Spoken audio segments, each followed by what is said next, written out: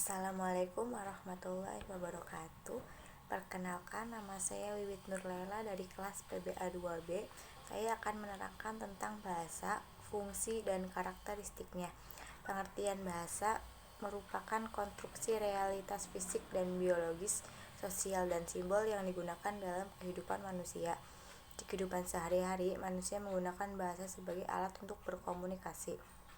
Bahasa sendiri dapat dibentuk seiring dengan perkembangan manusia di suatu wilayah. Dengan begitu, bahasa dapat berbeda-beda pada setiap wilayah di dunia.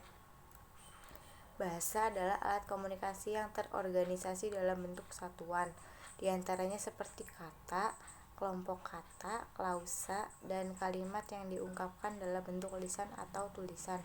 Bahasa juga dapat diartikan sebagai sistem komunikasi manusia yang dinyatakan dalam susunan suara atau tulisan secara terstruktur untuk membentuk satuan yang lebih besar. Dalam pengertian linguistik sistemik fungsional atau LSF, bahasa adalah bentuk semiotika sosial yang sedang melakukan pekerjaan di dalam suatu konteks situasi dan konteks kultural. Selanjutnya, bahasa digunakan secara lisan maupun secara tulis.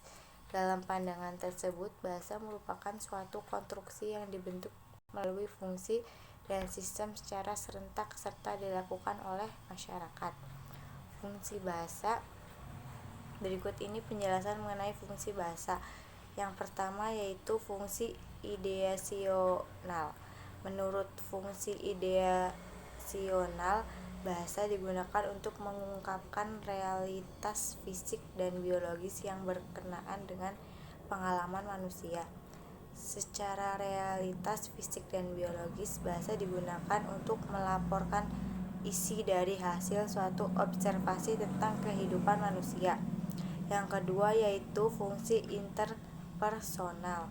Berdasarkan fungsi interpersonal, bahasa digunakan untuk mengungkapkan realitas sosial dan berkenaan dengan interaksi antara penulis dengan pembaca. Secara realitas sosial, bahasa dipakai untuk melakukan peran dalam menjalin hubungan antar manusia. Yang ketiga yaitu fungsi tekstual. Dalam fungsi tekstual, bahasa digunakan untuk mengungkapkan realitas simbol yang berkenaan dengan cara penciptaan teks dalam sebuah tulisan. Secara realitas simbol, bahasa berfungsi untuk menjelaskan suatu kondisi dalam bentuk teks atau simbol supaya dapat dipahami. Ketiga fungsi di atas tidak dapat berdiri sendiri, melainkan menjadi satu kesatuan yang membentuk fungsi bahasa. Oleh karena itu, sebuah tuturan kebahasaan memiliki tiga fungsi sekaligus. Meskipun wujud bahasa hanya berbentuk satu klausa, klausa itu juga memiliki tiga fungsi di atas. Karakteristik bahasa. Berikut ini karakteristik bahasa. Yang pertama, bersifat produktif. Bahasa bersifat produktif dapat diartikan bahwa bahasa dapat digunakan secara tidak terbatas. Bahasa dapat dimanfaatkan sesuai dengan kebutuhan manusia untuk berkomunikasi. Yang kedua yaitu bersifat dinamis. Bahasa juga bersifat dinamis yang berarti dapat berubah seiring berkembangnya zaman.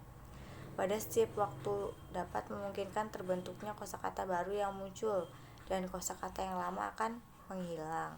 Yang ketiga yaitu bersifat beragam. Meskipun mempunyai kaidah yang sama, bahasa memiliki keberagaman yang berbeda dari suatu wilayah dengan wilayah lainnya. Contohnya, bahasa Jawa Barat akan berbeda dengan bahasa Jawa Tengah. Sekian, Assalamualaikum warahmatullahi wabarakatuh.